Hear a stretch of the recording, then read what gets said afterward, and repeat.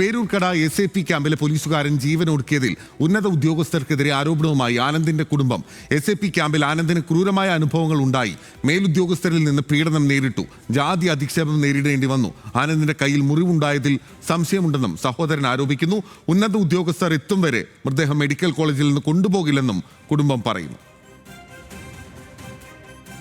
എൻ്റെ അനിയൻ SAP camp Peroorkada നല്ല മാനസികമായിട്ട് എൻ്റെ അനിയൻ നല്ലപോലെ ടോർച്ചർ അനുഭവിക്കുന്നുണ്ട്. അവൻ എൻ്റെ അടുത്ത് കാര്യങ്ങൾ ഓണത്തിന് വന്നപ്പോഴും ചെറിയ സൂചനകൾ തന്നിട്ടുണ്ട്. എനിക്ക് ചേട്ടാ പറ്റുന്നില്ല, അല്ല ജാതിപരമായിട്ടും എല്ലാ ഇതുമായിട്ടും അവൻ നല്ല രീതിയിൽ അവിടെ ടോർച്ചർ അനുഭവിക്കുന്നുണ്ട്.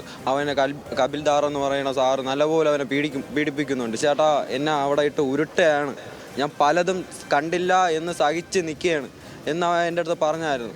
കള്ളും കഞ്ചാവോ എന്നൊക്കെ ഇപ്പോൾ അവർ പറയുന്നുണ്ട്. അവ ഒരു ലഹരി മരുന്നോ അങ്ങനെയുള്ള ഒരാളുമല്ല. ആനന്ദിന്റെ മൃതദേഹം അവിടെ നിന്ന് കൊണ്ടുപോയി എന്നൊരു അപ്ഡേറ്റ് ഇപ്പോൾ വരുന്നുണ്ട്. അഞ്ജു ജയപ്രകാശ് കൂടുതൽ വിവരങ്ങൾ നൽകും. അഞ്ജു പറയും.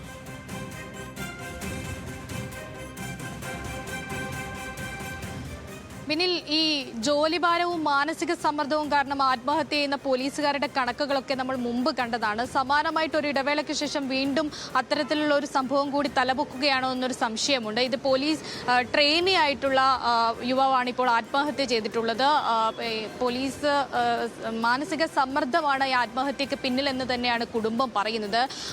ഈ മരിച്ച യുവാവിൻ്റെ സഹോദരനാണ് ഇപ്പോൾ മാധ്യമങ്ങൾക്ക് മുമ്പിൽ പ്രതികരിച്ചിട്ടുണ്ടായിരുന്നത്. അതേ പറയുന്നത് ഈ ക്യാമ്പിൽ വെച്ച് നിരന്തരമായിട്ട് പീഡനങ്ങൾ ഏറ്റിട്ടുണ്ട്. വലിയ തരത്തിലുള്ള മാനസിക സമ്മർദ്ദത്തിലായിരുന്നു.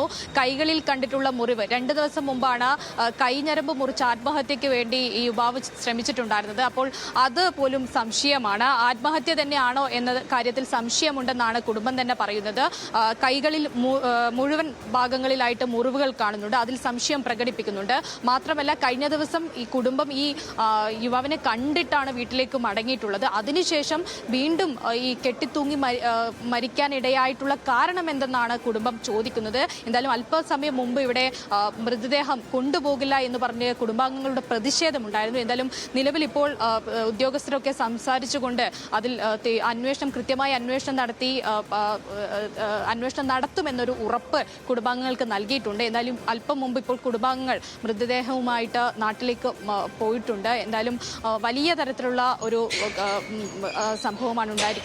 ആദ്യം ആത്മഹത്യക്ക് ശ്രമിക്കുന്നു, പിന്നാലെ വീണ്ടും ഈ ആത്മഹത്യക്ക് ശ്രമിച്ചാണ് ഈ മരണം ഉണ്ടായിരിക്കുന്നത് എന്നതാണ് ഭീകരമായുള്ള കാര്യം. SAP കമാൻഡന്റ് ഉൾപ്പെടെയുള്ള ആളുകൾ സ്ഥലത്ത് എത്തിയിട്ടുണ്ടായിരുന്നു. അല്പം മുമ്പാണ് ഇവിടെ നിന്നും മടങ്ങിയത്. ബിനിൽ. ഓക്കെ, ശരി. അഞ്ജു ജയപ്രകാശാണ് വിവരങ്ങൾ നൽകിയത്.